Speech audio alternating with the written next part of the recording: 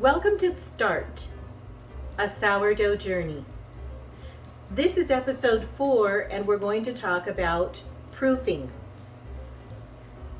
We've stretched and folded our dough for the last 2 hours and we're ready to let it proof. But before we get into that, I want to talk to you a little bit about what you should do with the rest of your little pet. This is the most boring pet that you've ever had, but you'll have to remember to feed it.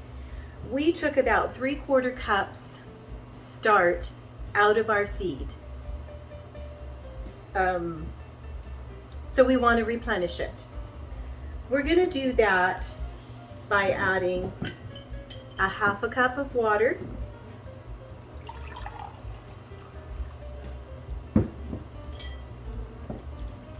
stir to incorporate, and you learned in episode 2, Feed the Beast, that this is kind of a gluey process. It takes a few minutes, but you want to be able to use this over and over and over again. It's active. You could bake bread every day if you wanted to. There's so many different recipes this weekend. I made sourdough waffles. And last week I made sourdough English muffins. So you're going to replenish it with the water. And then I like to add in equal parts. 1/2 cup water, 1/2 cup flour. And this is a 1/3 cup, so I need to go just a little bit more. And you'll learn that it's not so much about the measurement as it is about the texture that you want. The original start that we used was a little bit tighter than I like it. I like it to be a super thick, kind of pancakey batter.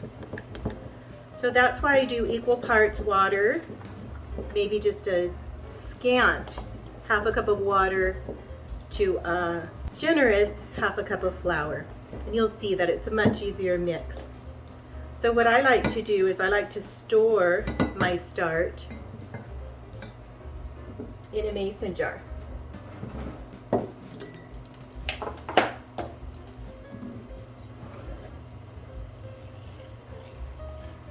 Wide mouth, obviously, so that when you do feed it,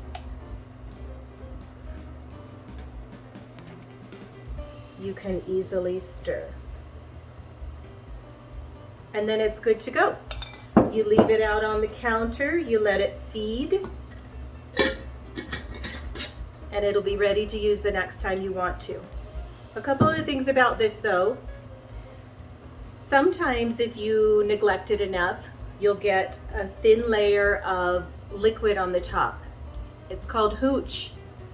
It's an alcohol that forms when your start is telling you it's ready to be fed. I think you should give your start a name also.